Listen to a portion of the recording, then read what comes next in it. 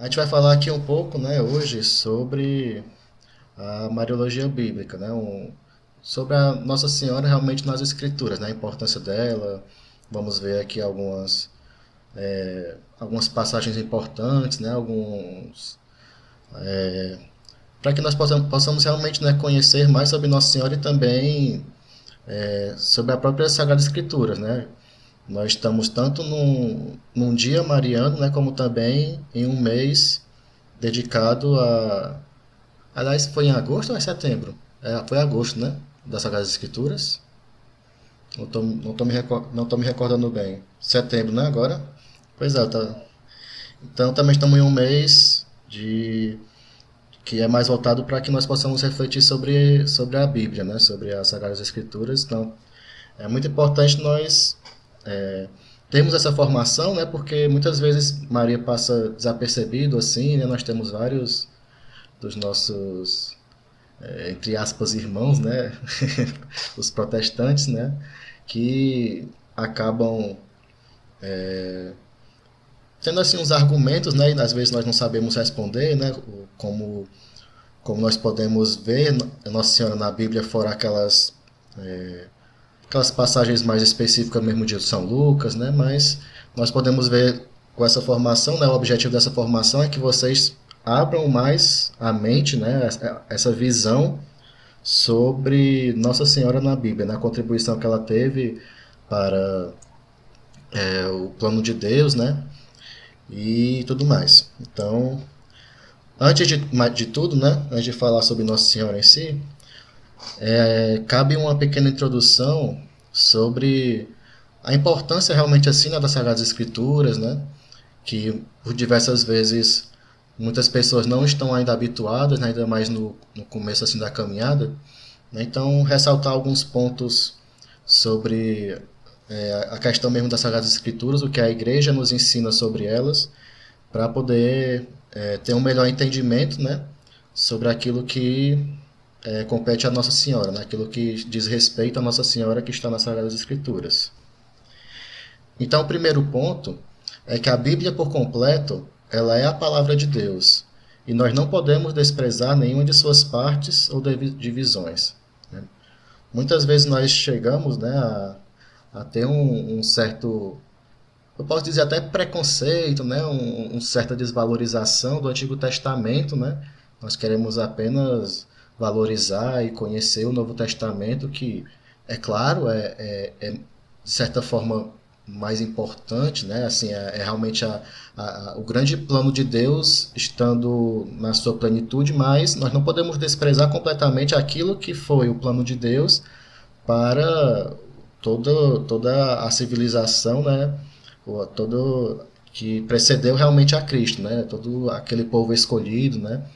Que também teve uma grande importância para realmente o desenvolvimento depois do cristianismo, né? E que também traz para nós muitas mensagens importantes, né? E também, né, nós precisamos ter em mente que todos os livros da Bíblia não podem ser interpretados sem uma perspectiva evangélica. Ou seja, os evangelhos são o ponto central, para o qual todos os demais livros irão apontar e ter sentido a partir deles. Certo? Então, a Bíblia, como uma grande biblioteca, digamos assim, né, que tem vários livros, ela está centrada, né, tanto no Antigo Testamento como no Novo Testamento, nas cartas e tudo mais. Elas estão sempre centradas no Evangelho, né? A vida própria de Cristo no Evangelho é o ápice, né? Para onde está direcionado tudo aquilo que é dito, né? É a plenitude realmente da revelação são os Evangelhos, né? Então, sempre, mesmo quando nós formos ler o Antigo Testamento ou até mesmo as cartas paulinas e todas as outras, né? Nós sempre temos que ter a mente voltada para os evangelhos, né? A mente voltada para Cristo, certo?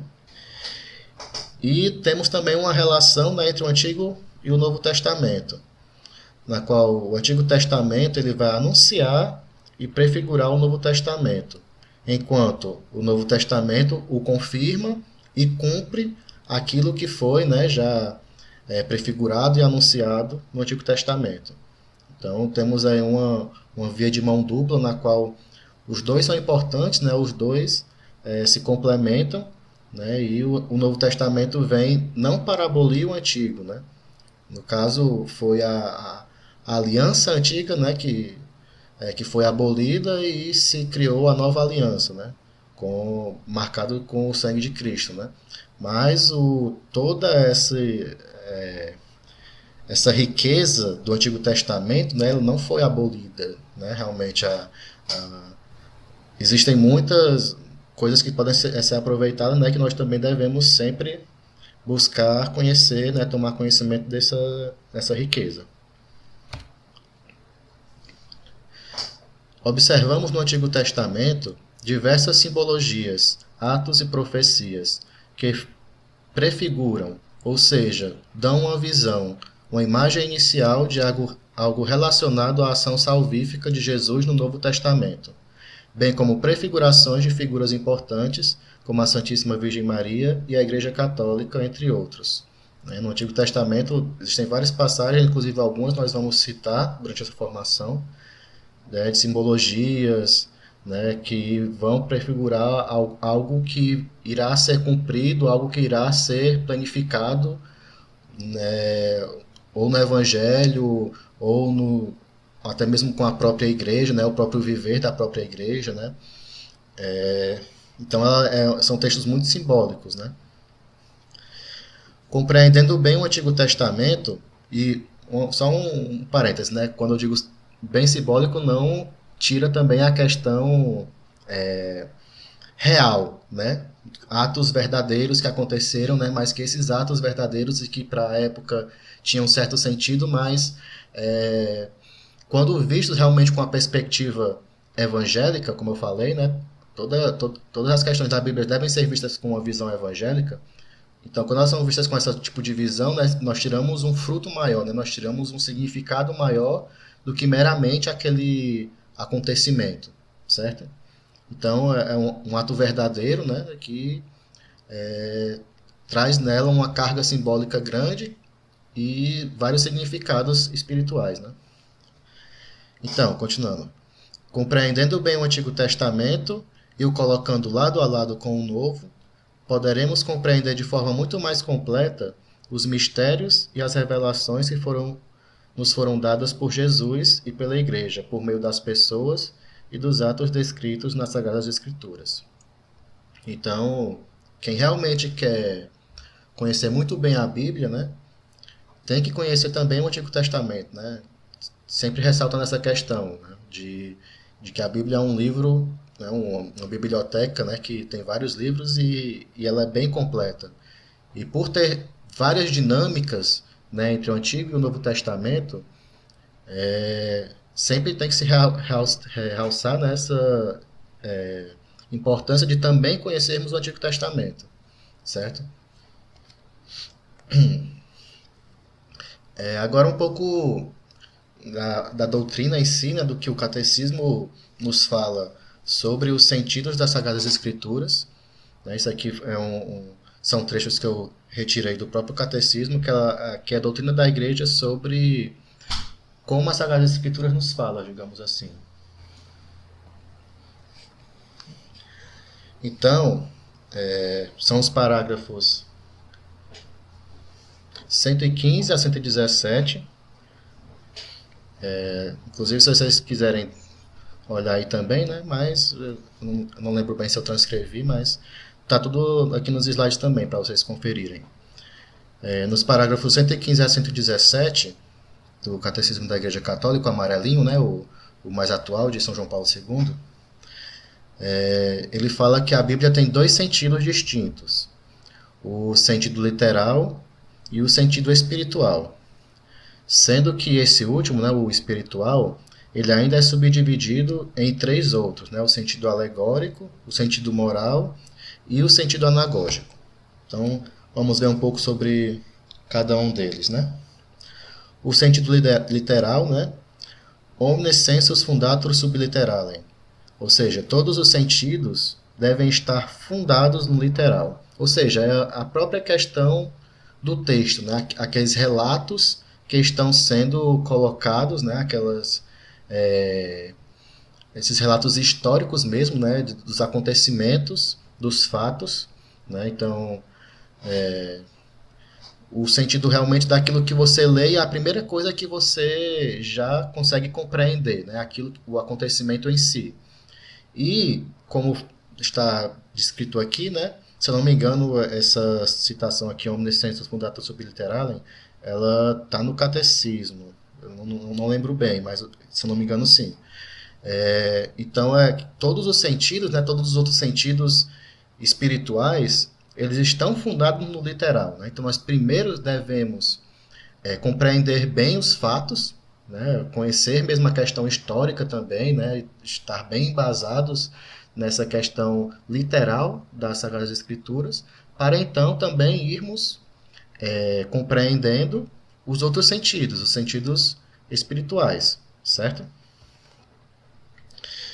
E o sentido espiritual é o quê? São os sinais e prefigurações presentes no acontecimento. Né? Existe o acontecimento literal e por trás deles, digamos assim, né, estão sinais, prefigurações, simbologias, né, todo um sentido mais espiritual.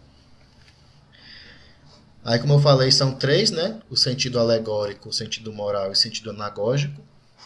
O sentido alegórico é uma compreensão mais profunda dos acontecimentos, reconhecendo a significação deles em Cristo. Né? Então, toda aquela simbologia, aquela compreensão que nós tiramos daqueles acontecimentos, seja no Antigo Testamento, seja no Novo Testamento, enfim, na qual nós temos uma compreensão mais profunda de algum significado em Cristo, né, que nos leve a Cristo, né, isso é um sentido alegórico, certo? Sentido moral é uma compreensão do ensinamento moral por trás dos acontecimentos. Sentido moral nós podemos ver muito bem, né, nas parábolas, né, que o próprio Jesus nos conta, né, na qual por trás daqueles acontecimentos, né, aquelas histórias, nós tiramos ensinamentos morais, né? Então, ou até mesmo algum acontecimento de fato que possa ter acontecido, né? Se ele nos traz também um ensinamento moral, né, algum significado moral para nos levar para a nossa vida, aí está o sentido moral, né? E por fim, o sentido anagógico é uma compreensão dos acontecimentos em sua significação eterna, conduzidos à nossa pátria. Né? Que por fim é aquela compreensão que nós temos daquele acontecimento que nos mostra, né, uma visão que nos conduz à salvação, né, que nos conduz à eternidade, certo? Então tudo aquilo que nos dá digamos assim, uma prefiguração do céu, então de como ir para o céu, né? Então é o sentido anagógico. Então, só para finalizar essa introdução e já podemos falar realmente sobre Nossa Senhora, tem uma frase, né, em latim aqui bem, que sintetiza realmente bem esses dois sentidos, na verdade, né? Dois e um que se parte em mais três, né? Litera gesta dolcet, quid credas allegoria, moralis quid agas, quod tendas anagogia. Ou seja, a letra ensina o que aconteceu, a alegoria, o que deves crer, a moral, o que deves fazer, a anagogia, para onde deves caminhar. Então isso aqui realmente sintetiza tudo isso, né? A letra ensina o que aconteceu, né? O fato, o acontecimento, né? A história em si. A alegoria, o que deves crer, né? Que já parte muito da questão de reconhecer a Cristo, de ter uma questão mais doutrinária, né? Mais alguma questão de fé. A moral, o que a gente deve fazer, né? Sempre os ensinamentos morais, eles vão nos ensinar o que nós devemos fazer. E a anagogia, para onde nós devemos caminhar, né? Ou seja, nos direcionar para a eternidade, nos direcionar para o céu, certo? Então essa frase realmente sintetiza tudo. E agora vamos partir um pouco aqui para a Bíblia, né? Realmente algumas relações, né, algumas prefigurações que nós vamos ver com relação a Nossa Senhora. E talvez o principal, né, e um dos mais importantes paralelismos, digamos assim, né, que existem entre textos bíblicos, né, é essa relação que nós temos entre o Gênesis e o Evangelho de João, certo? Com o passar do tempo, né, quando eu vou explicando aqui as coisas, vocês vão cada vez mais vendo a semelhança que existe entre esses dois livros, que são bem distantes, né? O Gênesis lá do comecinho da Bíblia, o primeiro livro lá da criação do mundo, né? Aí o Evangelho de João já lá, já no último Evangelho, né? Já lá depois da metade da Bíblia, né?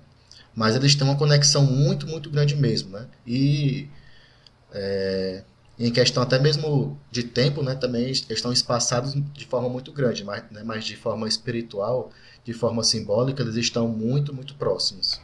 E nós vamos ver muito bem isso hoje. Com uma pequena análise bíblica, podemos perceber claramente que o livro do Gênesis não é apenas o livro que conta a história da criação e das primeiras gerações. Temos no primeiro livro da Bíblia uma grande prefiguração do Evangelho de João, na qual muitas passagens de um e de outro são lindos em consonância, dando a eles o sentido mais profundo. Vejamos as semelhanças, certo? Vamos ver aqui algumas semelhanças. Primeiro versículo de Gênesis. Gênesis capítulo 1, versículo 1. No princípio Deus criou o céu e a terra, certo? Agora vamos ver também o primeiro versículo do Evangelho de João. No princípio era o Verbo, e o Verbo estava junto de Deus, e o Verbo era Deus.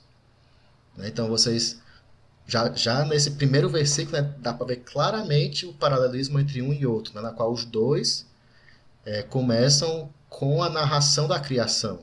Né? Em Gênesis, Deus vai lá estar criando o céu e a terra, né, o escritor sagrado, né, ele vai estar nesse momento, né, nos mostrando que no princípio, né, Deus criou o céu e a terra. Já em João, né, ele fala dessa criação, né, só que com um sentido muito mais espiritual, né, um sentido muito mais pleno. Né? No princípio era o Verbo, e o Verbo estava junto de Deus, e o Verbo era Deus. Então também fala do mesmo princípio, né, esse princípio que é o mesmo, né, princípio que estava lá o da criação, né? Então, na qual realmente um versículo vai planificar o outro, né? E também em outros trechos, né? Por exemplo, em Gênesis capítulo 1, versículo 4, Deus viu que a terra era boa e separou a luz das trevas. Né? Que no caso, separação da luz das trevas, né? Para mostrar a questão da separação da noite do dia.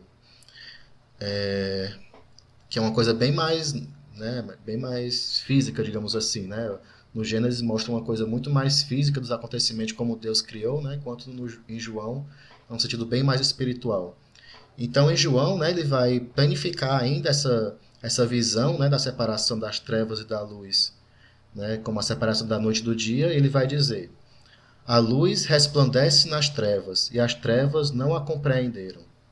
Então, mostrando realmente que a luz resplandece, né, e vence as trevas, né, na qual isso traz uma carga de simbologias, né, de questões espirituais muito grandes. Né? Então, João confirma, né, essa separação da luz e das trevas e completa o seu significado.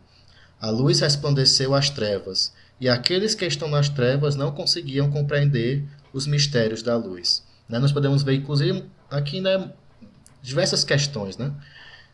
Inclusive mesmo essa certa separação, digamos assim, né, do que nós podemos chamar muito bem, né, assim, os filhos da luz, né, os filhos das trevas, aquelas pessoas que buscam a santidade, né, aquelas pessoas que estão em comunhão com Deus, e aquelas pessoas que estão em pecado, né, aquelas pessoas que vivem no mundo, né, e realmente não querem se desagarrar do mundo. E traz também, nesse último trechozinho, né, uma questão bem interessante. As trevas não a compreenderam. Né? Nós vemos muito bem atualmente, né, essa essa dificuldade de fato que as pessoas que estão no mundo, as pessoas assim que já estão realmente mais presas ao pecado, elas não compreendem os mistérios de Deus, né? Elas têm essa dificuldade justamente porque elas estão obscurecidas, né? Então, é, traz assim realmente só nessa passagem, né, um sentido simbólico, né, e espiritual muito grande, né? Que inclusive se eu fosse falar só sobre esse trecho, né, dava para passar muito mais tempo aqui, né, esmiuçando tantos significados que contém nele, mas já dá para vocês compreenderem bem, né, o quanto João, né, nessa passagem ela vai ampliar, né, esse sentido da separação da luz das trevas, né?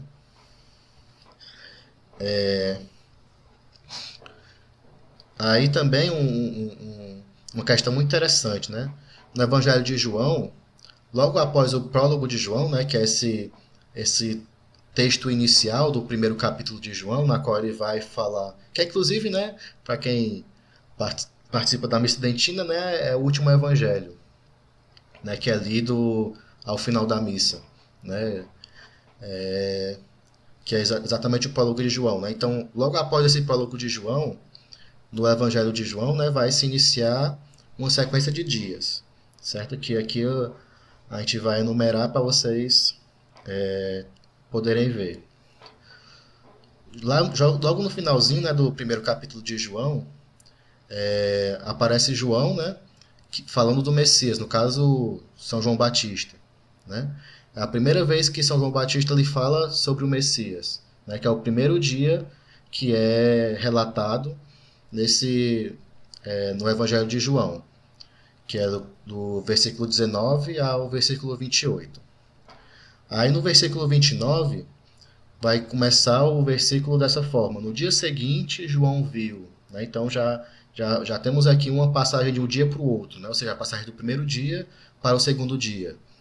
Aí no versículo 35, no dia seguinte lá estava João, né? Então já marca mais uma vez uma passagem de um dia para o outro, então já seria o terceiro dia. No dia seguinte tinha Jesus, né? Descreve tudo o que aconteceu, né? Então seria a passagem para o quarto dia, né? Vemos aqui uma sequência de dias sendo narrada, né, nesse primeiro capítulo de João, certo? Aí depois, né, quando passa para o capítulo segundo desse mesmo evangelho, tem narrado assim: 3 dias depois celebravam-se bodas em Caná da Galileia, em João capítulo 2 versículo 1. Então, estávamos no quarto dia, né? Aí, 3 dias depois, houve, né, esse evento das bodas de Caná, ou seja, o sétimo dia, né? Então, 7 dias são narrados no Evangelho de João, né? Toda uma passagem de 7 dias. E se nós formos, né, puxar na nossa memória essa relação com o Gênesis, né? 7 dias também é bem simbólico, né? Nós sabemos, né, de que a criação do mundo ele foi feito em 7 dias, né, na qual o sétimo dia Deus descansou, né? Então, nós temos aqui, né, uma relação muito grande, né, com os acontecimentos, principalmente, né, desse sétimo dia de João, que seria as bodas de Caná, e também o sétimo dia de Gênesis, né, que seria realmente os fatos de Adão e Eva que se marcaram, né, que é relatado no Gênesis, né? Então, o ápice realmente da criação do homem, né, de toda a criação é a criação do homem.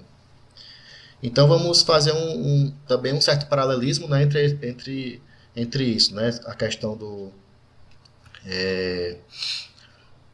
desse episódio, né, que é relatado sobre Adão e Eva, e também as bodas de Caná.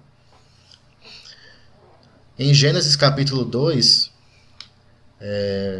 nos versículos 7 e depois no versículo 22, está descrito assim: o Senhor Deus formou, pois, o homem do barro da terra, e inspirou-lhe nas narinas um sopro de vida, e o homem se tornou um ser vivente, né? Narrando aqui a criação do homem, que é a plenitude, né, o ápice da criação.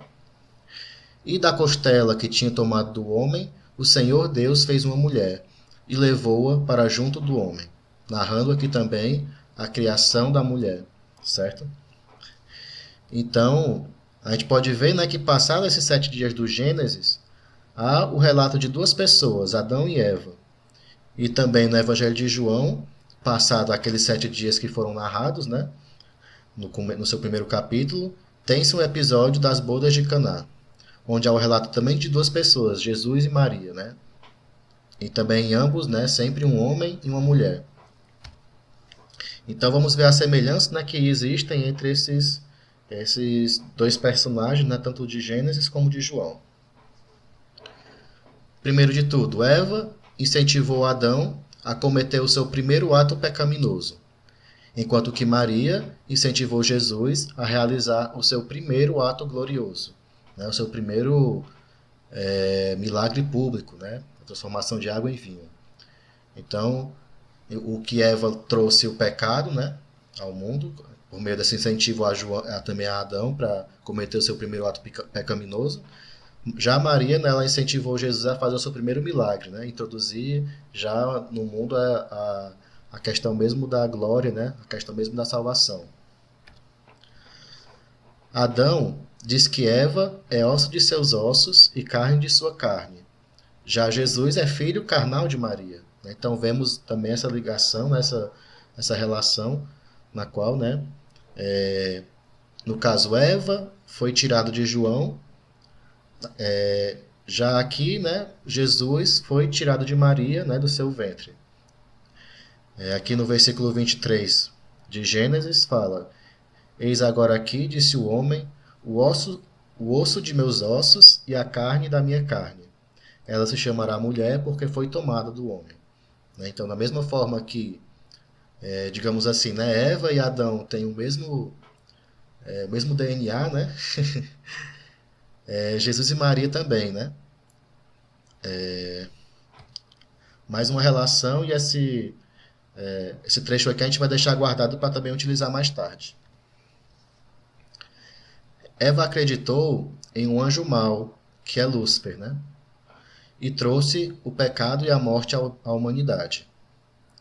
Maria acreditou em um anjo bom, ou seja, São Gabriel arcanjo, e trouxe a salvação e a vida eterna à humanidade. Então, aquilo que Eva, né, e também Adão, né, fizeram, né, de ruim, né, Maria e Jesus, né, eles fizeram e trouxeram a salvação e a vida eterna à humanidade. Vemos a semelhança até na forma em que um chamou o outro, dando ainda uma interpretação belíssima e de grande significado. Então vamos pegar de volta aquele mesmo trechozinho, né, que a gente acabou de ler, né, do versículo 23, e realçar aqui a questão, né, de que o homem fala, né, de que ela se chamará mulher, porque foi tomada do homem. Então a forma a qual Adão, né, se referia a Eva era como mulher. E como também nós conhecemos muito bem, né, nas próprias bodas de Caná, Jesus se referia à mulher a Maria dessa forma, né? Em João capítulo 2, versículo 4. Respondeu-lhe Jesus: Mulher, isso compete a nós, minha hora ainda não chegou. Muitas vezes, né, quando realmente a pessoa não tem uma compreensão muito profunda da Bíblia, né, você acaba tendo uma percepção, né, de que quando Jesus se dirige à sua mãe dessa forma, né, acaba sendo uma certa forma, assim, talvez de menosprezar, né, mulher, né, tipo, qualquer pessoa, mas não, né, na verdade aqui, né, Jesus está querendo fazer essa ligação espiritual, de fato,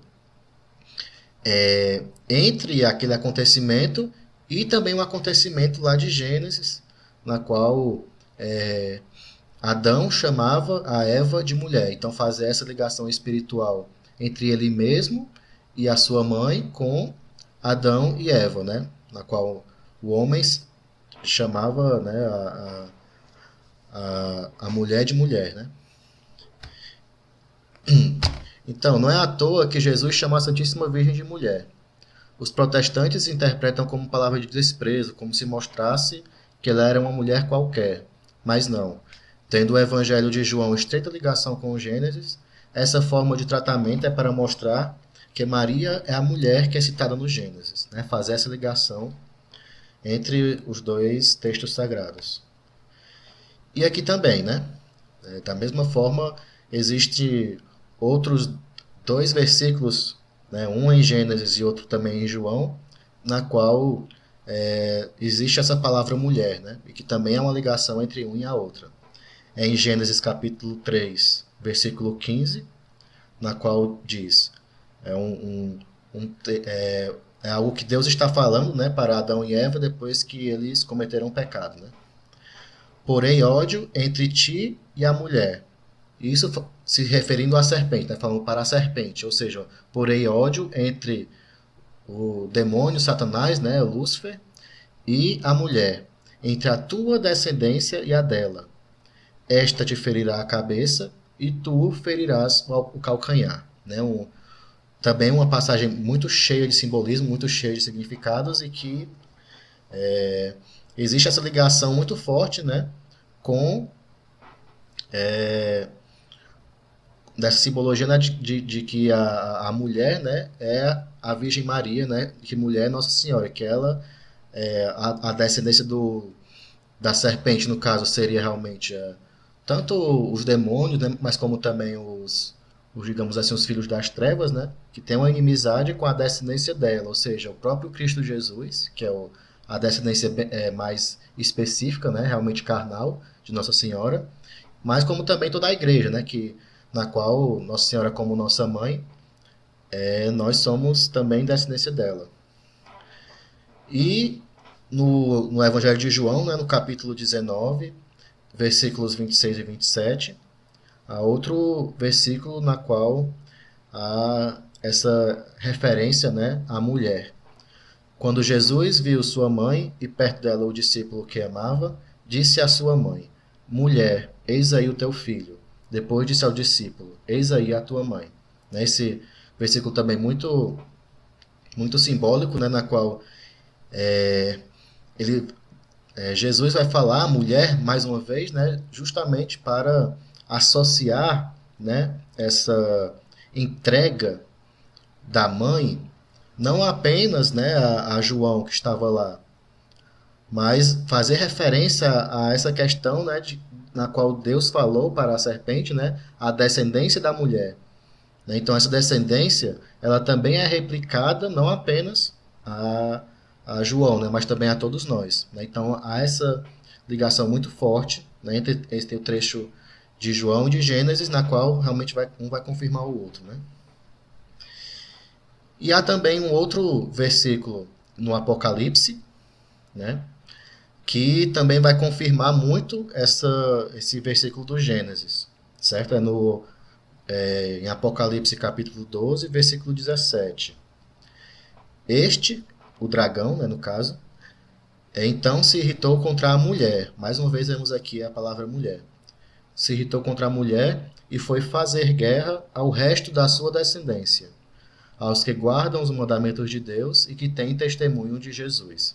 Então aqui mais uma vez citando a inimizade entre a mulher e o dragão, né? O dragão aqui representando mais uma vez, né, Lúcifer, né?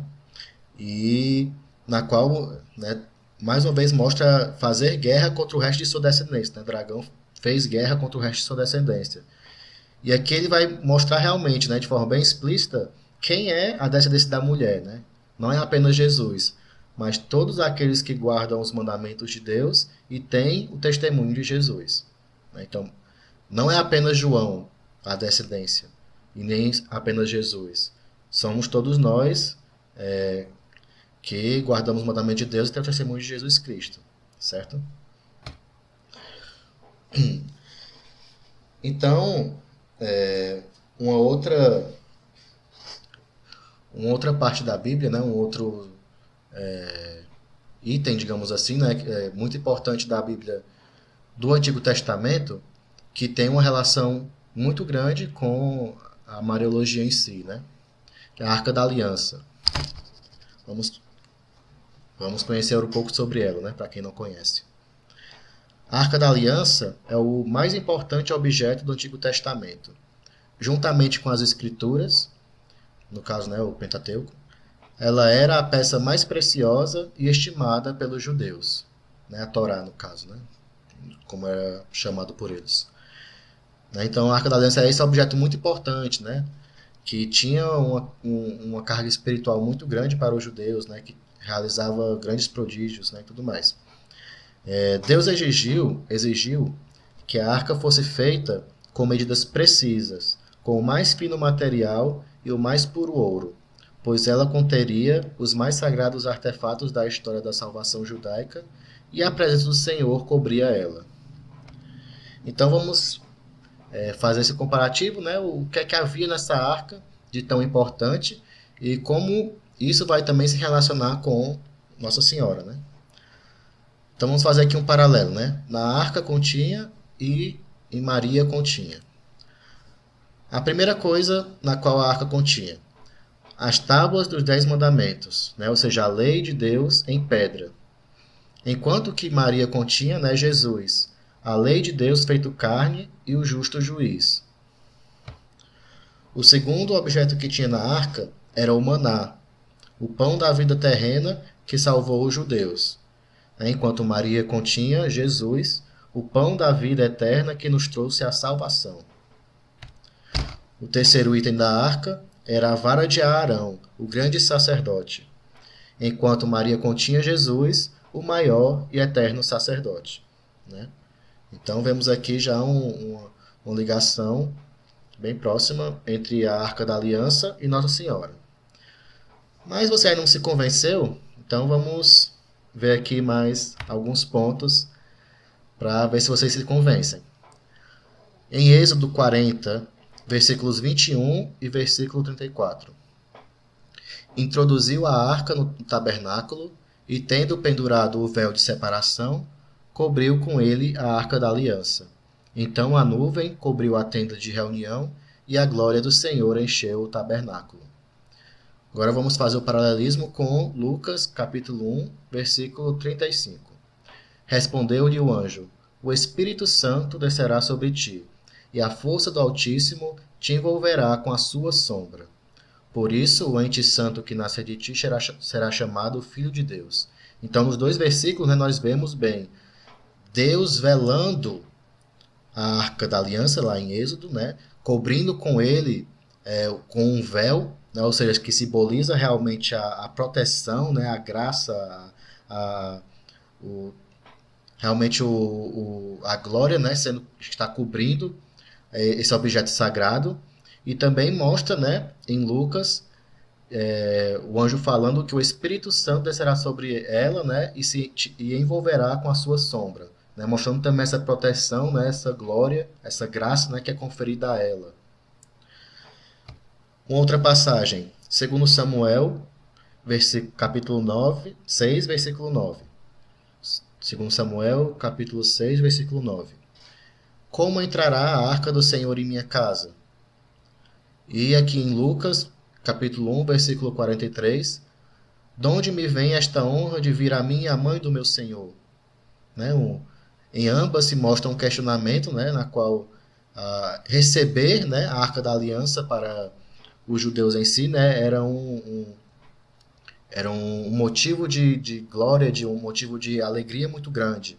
Né? E também era algo, digamos assim, de uma grande responsabilidade, né? Era algo que não era todo mundo que recebia a Arca da Aliança devido à preciosidade que ela era. E da mesma forma também Isabel, né, na visita, quando Nossa Senhora foi visitá-la, ela também proferiste, né, de onde me vem essa honra de vir a mim, a mãe do meu Salvador, né? A honra de receber a Arca da Nova Aliança, né, que está portando dentro dela Jesus, né? Onde está portando realmente aquilo que é mais importante, né, no mundo inteiro. Da onde me vem essa honra? Né? Era uma honra, né, que tinha-se tanto no Antigo Testamento, quando a Arca do Senhor entrava na casa da pessoa, como também a Santa Isabel se mostrou, né, muito honrada de que a mãe do Salvador, né, fosse a casa dela. Também, segundo Samuel, no mesmo capítulo, capítulo 6, no versículo 16.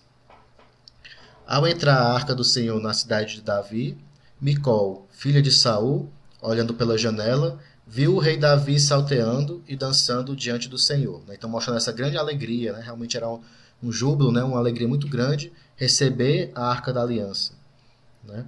Que era como já dizia, né? Ela era, digamos assim, o símbolo da presença do Senhor, né? Então, receber a Arca da Aliança para aquela época era a mesma coisa de receber a própria presença do Senhor. E fazendo um paralelismo, né, com Lucas, capítulo 1, versículo 44. Pois assim que a voz de tua saudação chegou aos meus ouvidos, a criança estremeceu de alegria no meu seio. Então, da mesma forma, né, quando Nossa Senhora chegou à casa de Isabel, ela foi recebida com uma grande alegria, inclusive, né, por São João Batista, que estava no ventre de Isabel. Né? A criança estremeceu de alegria no seio de Isabel. Então, a presença de Nossa Senhora naquele momento sendo recebida também foi de grande alegria, né? Foi estremecido de alegria João Batista, né? Ele estremeceu de alegria. Também em 1 Crônicas, capítulo 13, versículo 14. Aliás, primeiro, né? Em 2 Samuel, capítulo 6, versículo 11. Ficou a arca do Senhor 3 meses na casa de Obed-Edom, de Gete. E também em 1 Crônicas, capítulo 13, versículo 14, a arca de Deus ficou durante 3 meses com a família de Obed-Edom na sua casa. Então vemos aqui essa questão, né, de que a arca ficou, né, 3 meses no local. E com um paralelo em Lucas, né, no capítulo 1, versículo 56, Maria ficou com Isabel cerca de 3 meses e depois voltou para casa. Então, vemos aqui uma gama de versículos, né, que vão fazer esse paralelismo muito grande, né, mostrando que o que acontecia, digamos assim, com a arca, né, também aconteceu com Nossa Senhora. Né. Então, nós vemos aqui, né, que a Arca da Aliança em si, ela é uma prefiguração muito forte de quem viria a ser Nossa Senhora. Né? Aquela arca que era a arca da antiga aliança, né, veio dar lugar à arca da nova aliança, né? Essa nova aliança que seria dada com Jesus Cristo. Né? Então, Nossa Senhora é a arca que nos trouxe, né, o ser mais importante, né, do universo, Jesus Cristo, que veio a instaurar a nova e eterna aliança. Então, aí uma imagem muito bonita de um ostensório, na qual está aí mostrando a arca da aliança embaixo, né, Nossa Senhora em cima, com Jesus Cristo, né, a hóstia consagrada, aí em Nossa Senhora, né? Uma imagem muito bonita, mostrando, né, que Nossa Senhora ela vem a ser vem a planificar aquilo que já foi prefigurado no Antigo Testamento, né, e planificar o significado da Arca da Aliança, que ela viria a ser a Arca da Nova Aliança. Então, ainda vendo aqui a questão desse paralelismo entre Nossa Senhora e a Arca da Aliança, lá no livro do Apocalipse, que foi escrito por São João, após o toque da 7ª trombeta, ele relata o aparecimento de uma arca, certo? Aqui em Apocalipse 11, versículo 19. Vale ressaltar também, né, que esse versículo 19 é o último versículo do capítulo, certo? Então, no versículo 19 relata: abriu-se o templo de Deus no céu e apareceu no seu templo a arca do seu testamento. Houve relâmpagos, vozes, trovões, terremotos e forte saraiva. Certo? Então, aqui no último versículo, né, desse capítulo 11, se mostra uma arca, né, a arca do seu testamento, que se aparece no céu com grandes acontecimentos, né, com, digamos assim, com grande glória, com grandes símbolos, né, que vieram junto com ele. E depois, no versículo seguinte, que já é do próximo capítulo, João passa então a descrever uma mulher, né? Ou seja, do nada desaparece, digamos assim, a arca, né? Que apareceu de uma forma muito misteriosa e muito gloriosa. E logo depois, no próximo versículo, João então começa a descrever uma mulher, que é exatamente Apocalipse 12, que é muito conhecido, né? Muito conhecido por nós, que é realmente uma figura de Nossa Senhora muito forte, né? Apocalipse 12, na qual relata: Apareceu em seguida um grande sinal no céu, uma mulher revestida do sol e a lua debaixo dos seus pés, e da cabeça uma coroa de 12 estrelas. Estava grávida e gritava de dores, sentindo as angústias de dar à luz. Certo? Então nós vemos, aparece uma arca, a arca do seu testamento, com grande glória.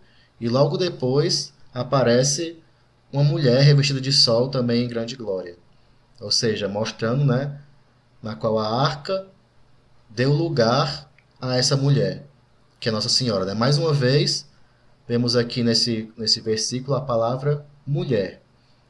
E antes até que eu esqueça, né, uma questão muito interessante.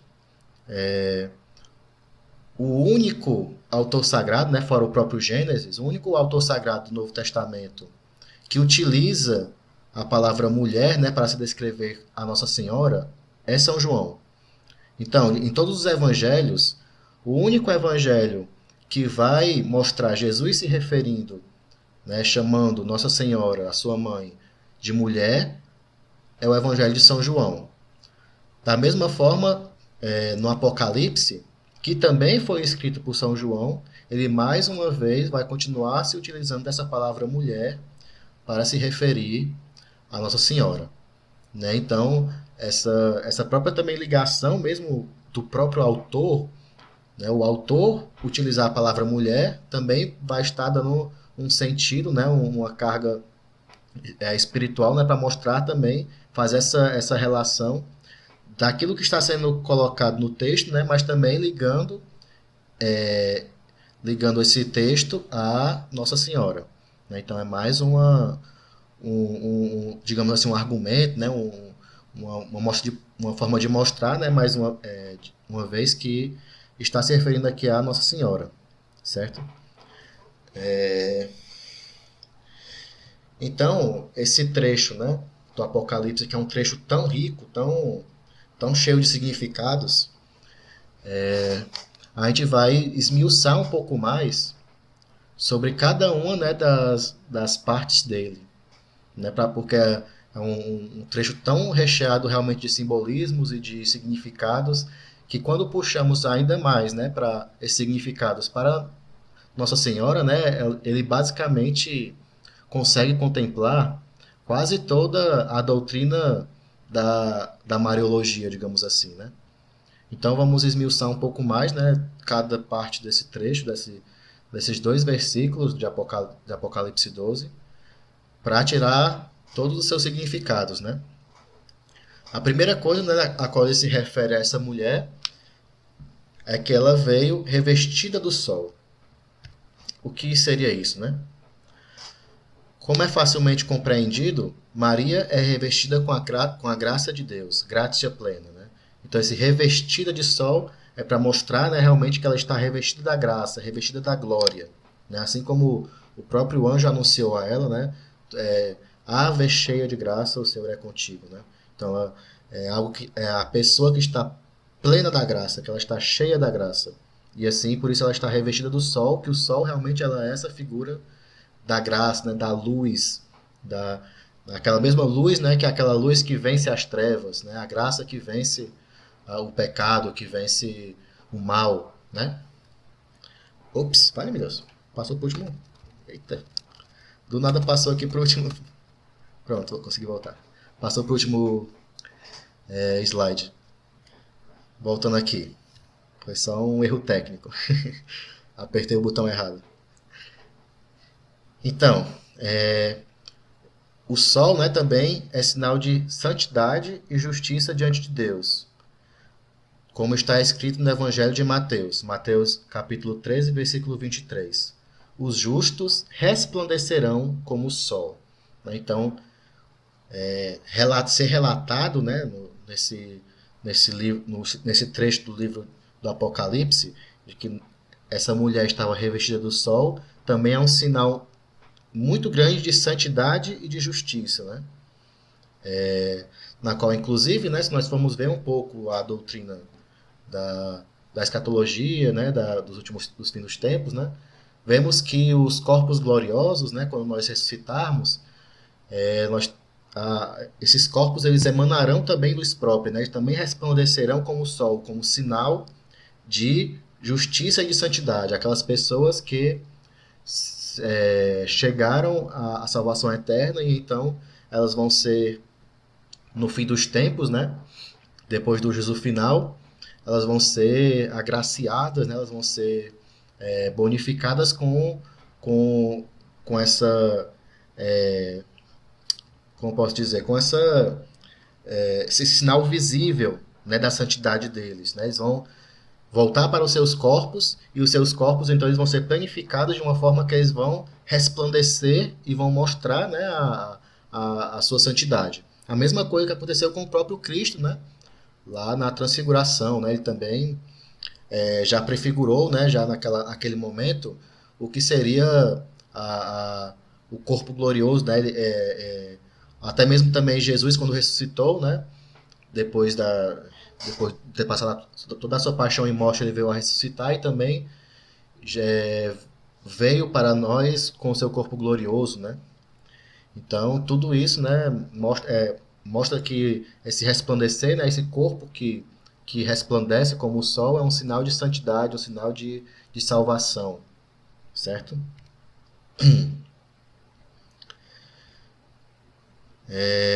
Como vocês estão calados, eu creio que tem todo mundo entendendo bem, né? Senão vocês estariam perguntando. Então, eu vou continuar.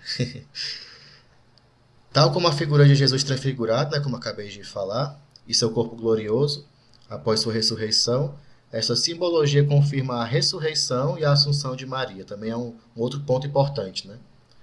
Que, como nesse trecho, né, nesse acontecimento apocalíptico, né, que quer dizer algo que remete também aos fins dos tempos, como mostra Nossa Senhora glorificada, né, com o corpo na qual resplandece a sua graça, então isso também vem a confirmar biblicamente a doutrina católica da ressurreição e da Assunção de Maria, né, na qual, por Nossa Senhora estar com seu corpo glorioso, por ela estar resplandecendo como o sol, vai mostrar, né, que realmente ela, quando veio a falecer, ela ressuscitou e foi assunta aos céus, e lá no céu ela está com seu corpo glorioso junto a Jesus Cristo. Né? Um outro ponto, né, uma outra simbologia muito, muito forte, né, que vai aparecer em várias questões mesmo da Mariologia, é a questão da lua. Né? O trecho de Apocalipse fala que ela estava com a lua debaixo de seus pés. Então vamos ver um pouco do que a lua ela vai simbolizar com relação a Nossa Senhora. A lua é um símbolo riquíssimo, onde podemos associar com o símbolo anterior para concluir algo. Tal como a luz da lua não é própria, mas é refletida do sol, Maria é esse espelho de Deus, que é o sol que a ilumina. Então vemos aqui, né, a lua tem essa missão, digamos assim, né, secundária. Né? A lua não seria nada sem o sol. Né? Se o sol desaparecesse, a lua também iria desaparecer, porque ela não tem luz própria. Né? Isso vai mostrar, né, digamos assim, mesmo a questão da humildade de Nossa Senhora, né, de que ela não é o fim último. Ela é um espelho, né, uma seta que nos mostra o fim último, que é Jesus Cristo, que é Deus, né, que é a Santíssima Trindade. Certo? Então,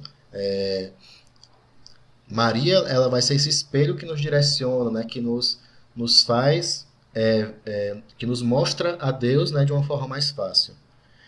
E uma outra questão, né, assim, bem simbólica, né, que o Sol em si, né, ele tem uma intensidade tão grande que nos ofusca, né?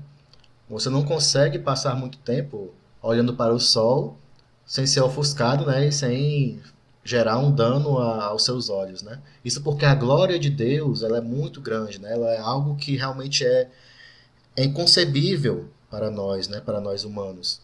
Né? Por isso que Nossa Senhora nos mostra a Deus, né? A lua, ela reflete essa luz do sol de forma que nós podemos passar a contemplá-lo, né, sem sermos ofuscados. Né? Nós conseguimos passar a noite inteira olhando para a luz da lua, que nada é mais do que o reflexo do sol, né? De forma que nós não nos ofuscamos. Então, Nossa Senhora, né, ele nos dá esse reflexo da luz divina de uma forma que nós possamos compreender, né, de uma forma que nós possamos realmente ter sem ser ofuscados, né? Então ela como posso dizer, realmente ela facilita de fato, né, a compreensão de Deus, né? Tê-la debaixo dos pés simboliza a sua posição de destaque no céu, onde ela é superior e governa tudo ao lado de Deus, que é o Sol, né? Então, essa simbologia que a lua está debaixo dos pés dela simboliza que ela tem uma posição de destaque, né? Que é a rainha, né, realmente de todo o céu, de todos os anjos. A lua também é um símbolo de morte e ressurreição, pois ao passar por todas as suas estações, ela vai crescendo, chega à sua plenitude e morre, ressuscitando 3 dias depois. O que seria isso? Né? Realmente aquelas 4 estações da lua, né? Na qual ela inicia com a lua crescente, né? Ela vai crescendo, né? Ela chega à sua plenitude com a lua cheia, né? Ela vai diminuindo, né? Ela já vai esmurecendo até chegar à lua nova, né? Na qual ela não já é mais vista, que é esse símbolo realmente da morte. E o interessante, né, que a lua ela permanece na, na sua fase de lua nova de forma plena, digamos assim, né, na qual realmente você não vê a lua durante 3 dias, né? Então, ou seja, depois de 3 dias que a lua morre, digamos assim, né, que ela não é mais vista, ela ressuscita e começa a crescer novamente, né, ressuscitando 3 dias depois. Então, ela tem esse simbolismo de morte e ressurreição. Então, isso vai mostrar, né, que Nossa Senhora é a dona da vida e da morte, na qual nós somos gerados por ela e somos socorridos por ela em nossa morte. Que inclusive nós pedimos, né, sempre na Ave Maria que ela rogue por nós na hora da nossa morte, né? Então, é uma oração muito importante, né, que realmente se nós formos ver bem esse último trecho, né, rogai por nós pecadores agora e na hora de nossa morte. Amém, né? Então, nós sempre somos socorridos por ela na hora da nossa morte, né? Ela é a nossa grande advogada, né? Algo que é até muito bem mostrado assim de forma artística, né, pelo o Altar Compadecida, né, tudo mais. Ela é a nossa advogada que nos auxilia a chegarmos ao céu, né, e que nos socorre realmente, né, no fim da vida, para que nós possamos ser salvos. Além de tudo isso, né, somos gerados por ela, somos socorridos por ela em nossa morte e também ressuscitaremos por meio dela no fim dos tempos. Então nós vemos, né, de que esse grande sinal, né, lá no Apocalipse que vai mostrar esse grande anúncio realmente, né, da segunda vida de Jesus no Apocalipse foi antes dele ele se deu, né, realmente, né, por meio dessa grande aparição gloriosa de Nossa Senhora, né?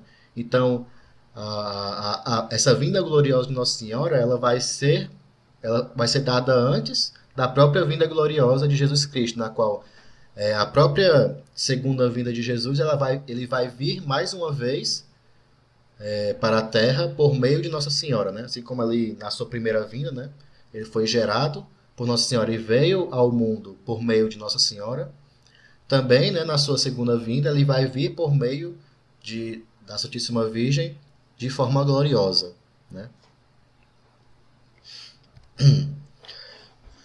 Outra questão, né, de semelhança entre a Lua e a Santíssima Virgem Maria, né, é a questão dos os ciclos das estações, né?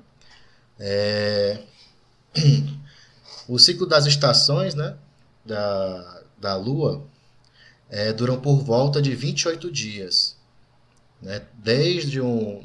De uma estação até a próxima, ela dura, esse giro completo, né, das estações, ele dura por volta de 28 dias.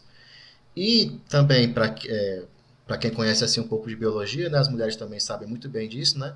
O ciclo fértil das mulheres, né, a gente tem também, em média, essa quantidade de dias, né, 28 dias.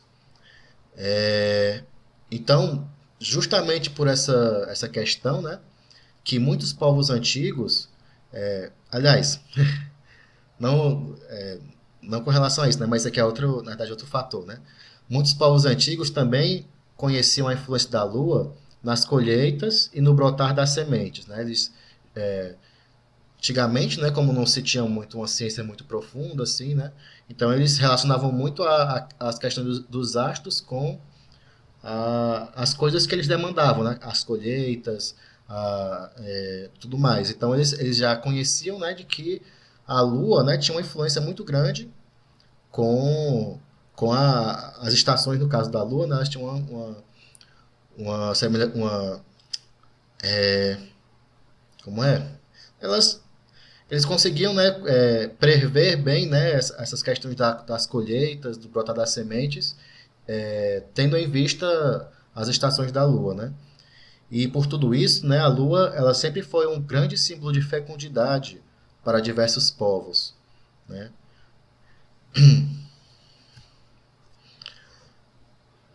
Então, outra questão, né, que é importante com relação à Lua e que tem essa simbologia para Nossa Senhora, né? Por ela ser iluminada pelo Sol, sem nada perder de sua integridade, algumas culturas, como a romana, honravam a Lua como a deusa da virgindade, ou seja, aquela que recebe, né, recebe essa luz do Sol, né, e em nada perde a sua integridade. Então, a, a Lua tinha esse simbolismo de virgindade, né, porque ela não perdia a sua integridade, né? Ela se permanecia sempre casta, sempre inviolada, mesmo que ela sofresse, né, continuamente a ação do Sol, né? Então, para a civilização romana, a Lua ela era categorizada, né, como a deusa da virgindade. E a gente pode também trazer um pouco isso para a nossa simbologia também já católica, né? Na qual Nossa Senhora da Conceição Imaculada, ela sempre é representada com a lua debaixo dos pés dela, né? Justamente para mostrar, né, para essa relação, né, a lua que traz esse símbolo de virgindade, de pureza, ela vai trazer, mostrar em Nossa Senhora, né, esse símbolo da sua Imaculada Conceição, da sua pureza, da sua virgindade. E esse símbolo, né, se estende a todas as outras imagens de Nossa Senhora da Conceição Imaculada, que também Nossa Senhora Aparecida, né? Ela também é uma imagem da Imaculada Conceição e ela também contém a lua debaixo dos pés dela, né? Continuando. Em muitas culturas, a lua também era utilizada para marcar o calendário, né? Antigamente, antes mesmo de ser colocado o calendário solar, como existe atualmente, eles utilizavam muito o calendário lunar, né? Então vemos que Maria é a Senhora dos tempos, né? Como relata Lucas, todas as gerações me chamarão de bem-aventurado, né? Todos os tempos, todos os povos, vão, todas as gerações chamarão ela de bem-aventurada. Ela vai ser a Senhora de todas as gerações, né? Então, realmente vendo tudo isso, né, ela é a Senhora dos tempos, a Mãe das mães, né? A Virgem das virgens. Ela é humana, mas também é santíssima. Ela é terrena, mas elevada acima dos astros e no mais alto dos céus. aquela que resplandece na plenitude da luz, da graça, sem jamais ter conhecido a escuridão do pecado. Né? Tudo isso são simbolismos que a lua, né, confere, né, mostra a Nossa Senhora, né, basicamente quase toda a Mariologia em si, né, a virgindade, a Imaculada Conceição, a ressurreição, a Assunção, tudo isso é simbolizado, né, nessa lua que está debaixo dos pés dela, né?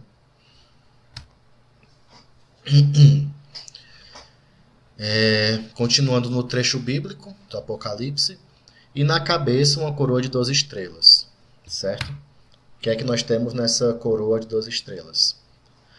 A coroa é um grande símbolo de realeza, de majestade, né?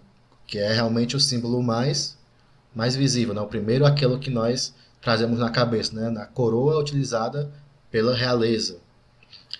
Nisso nós vemos que Maria é rainha. Mas ela é rainha de quê?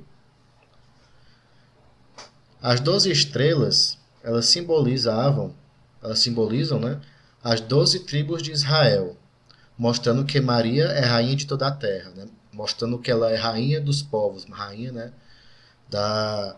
do mundo.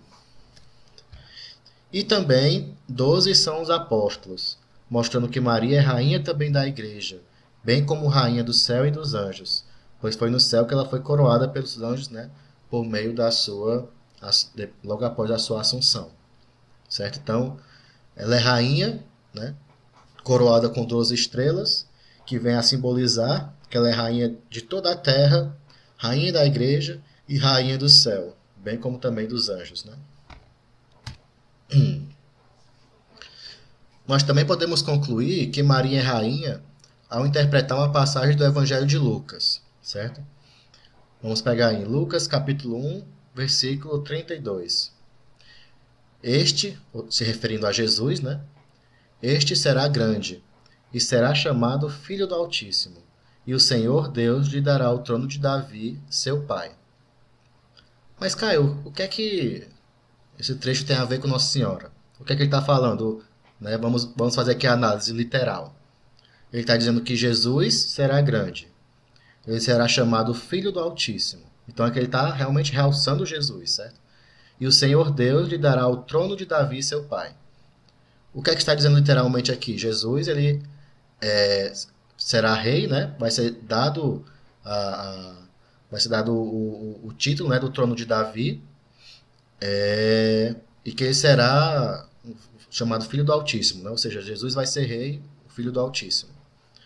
Sendo que, se nós formos ter uma compreensão do Antigo Testamento e vermos essa questão realmente da sucessão do trono de Davi, nós vamos ter uma questão muito importante, uma questão que vai trazer essa relação, né, de que Maria ela é rainha. Por quê? Todos os 20 reis descendentes de Davi tinham as suas mães como rainhas.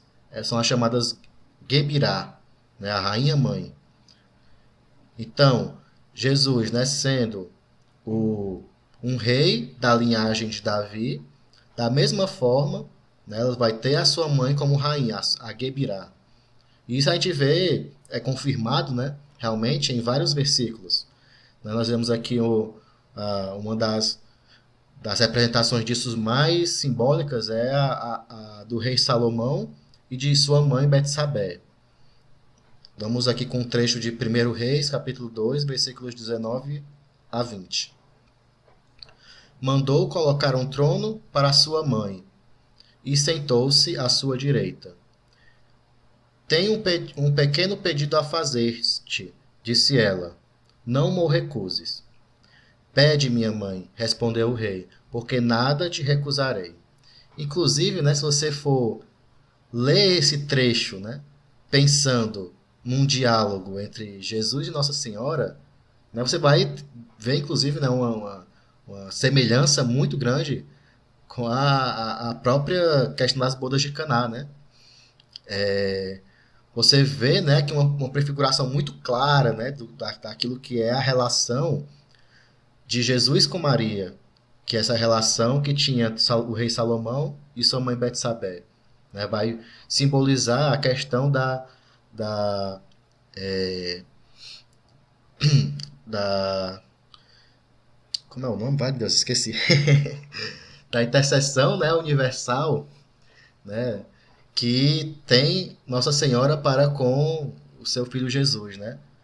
Na qual Nossa Senhora vai lá pedir a seu filho: eu tenho um pequeno pedido a fazer-te, não me recuse. E vai lá Jesus e responde: pede, minha mãe, porque nada te recusarei, né? Isso simbolizando muito fortemente a questão mesmo da intercessão, né? A,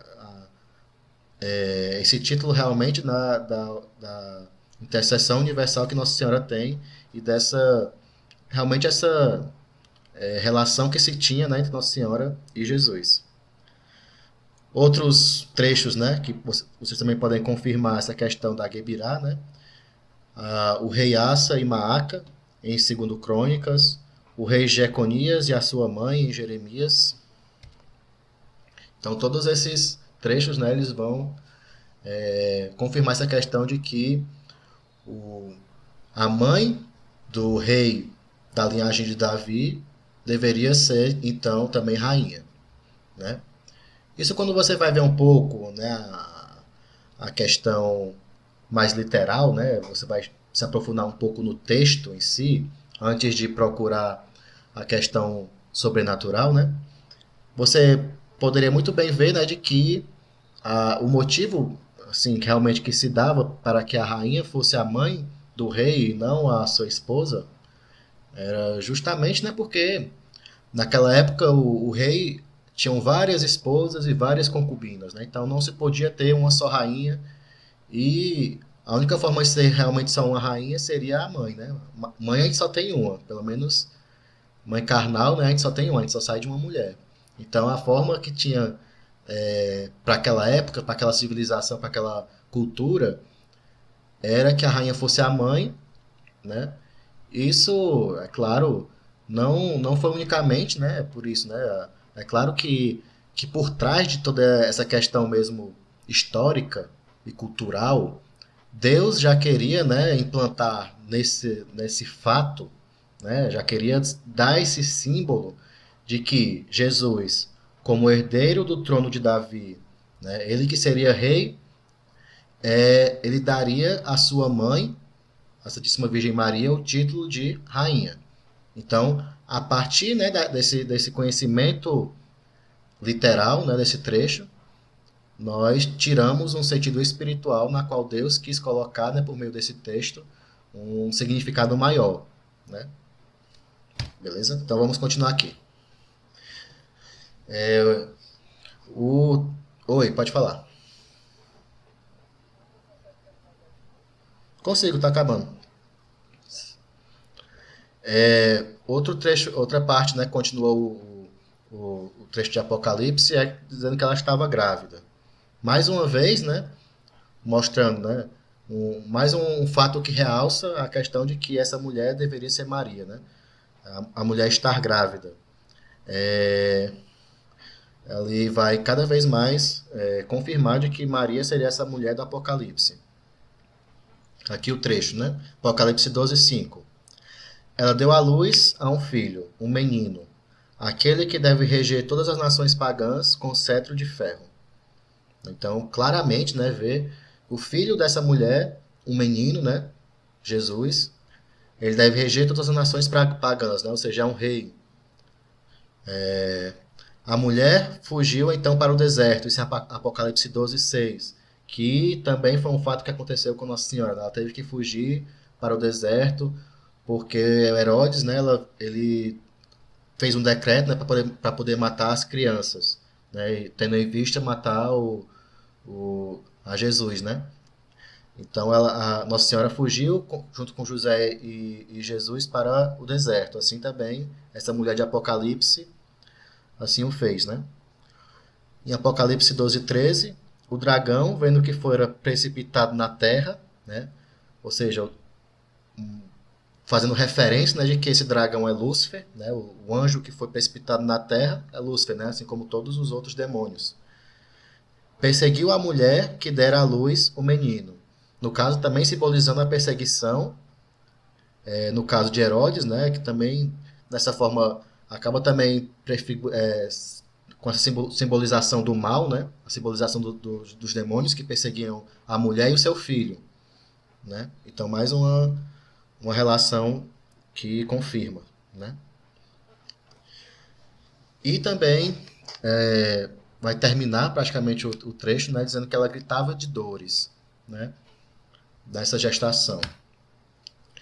No entanto, nós sabemos que Maria não sentiu as dores do parto, né, porque a dor do parto ela é algo próprio, né, uma consequência do pecado, né?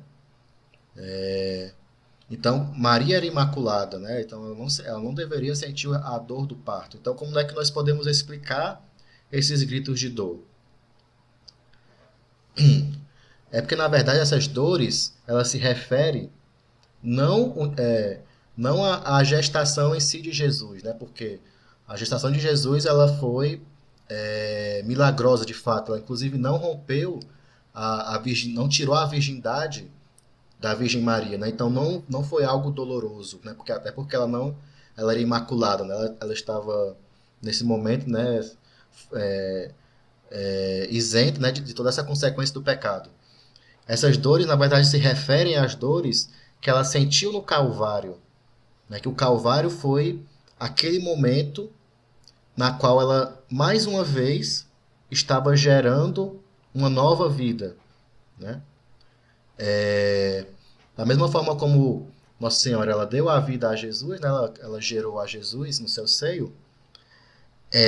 Maria ela também ela gera a toda a igreja que vem a nascer lá no Calvário, né? Ela vem gerar todos nós, né? Toda a igreja, toda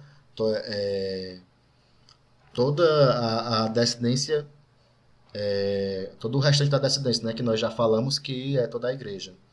Então, Maria ela não dá a luz apenas a Jesus, mas ela se une à paixão de Cristo, né, por meio da lança que transpassou a sua alma, que também está unida à lança que transpassou o coração de Jesus e derramou sangue e água, né? Toda a graça foi e a igreja jorrou ali do coração de Jesus. Nossa Senhora também estava lá unida a essa dor e ela também gerou a própria igreja, né? A todos nós que somos membros da igreja nesse momento. E é nesse momento, então, que nós vemos a questão da dor do parto de Nossa Senhora. Que o parto de Jesus foi sem dor, mas esse grande parto que ocorreu no Calvário, né, foi muito doloroso, que ela se uniu à dor de Jesus que teve lá na cruz, né? Então, nisso nós atestamos mais uma vez a questão da maternidade de Maria sobre a igreja, né, que o próprio Jesus falou, eis aí a tua mãe, certo? Então nós vemos, né, para concluir realmente essa formação, dentro dos 10 minutos que foi estipulado aí pelo Gerson, que Nossa Senhora, né, ela é a mulher do Gênesis ao Apocalipse. Né? Nós vemos várias e várias trechos, né, na qual nós podemos tirar, né, algum simbolismo com relação a Nossa Senhora. Né? Ela é a mulher que esteve lá no Gênesis e também é a mulher que esteve lá no Apocalipse e também em vários outros trechos entre os dois, né, que é a Bíblia por inteiro. Então, por mais que Maria seja tão pouco citada de forma direta e explícita na Bíblia, bem principalmente assim no Evangelho de Lucas, de João, né, as Sagradas Escrituras estão repletas de simbologias e prefigurações que se referem a ela, tanto no Novo Testamento como no Antigo Testamento. Tendo então essa visão evangélica da Bíblia e pautada no magistério e na tradição da Igreja, que poderemos compreender plenamente aquilo que é a revelação divina e os passos do povo de Deus. Então, assim, a grande lição, né, assim, que eu queria dessa formação, né, é claro que eu não pude falar todos os simbolismos, todas as referências, tanto do Antigo Testamento como do Novo Testamento, que vem nos falar de Nossa Senhora. Até porque se eu fosse fazer isso, eu precisaria de muito mais do que uma formação, né? Teria que talvez ser um curso inteiro. Existem muitas outras trechos, né, muitas outras simbologias, muitas outras prefigurações que vêm nos remeter e vêm nos ensinar com relação à Santíssima Virgem Maria. Aqui nessa formação eu realmente sintetizei alguns dos principais, né, talvez. Mas temos muitos outros realmente, né, a própria Arca de Noé, né, a questão da relação de, de, de Rebeca, né, com o seu filho Isaac? Não, é Esaú e Jacó. Não estou lembrando bem, mas enfim, a de Rebeca, né?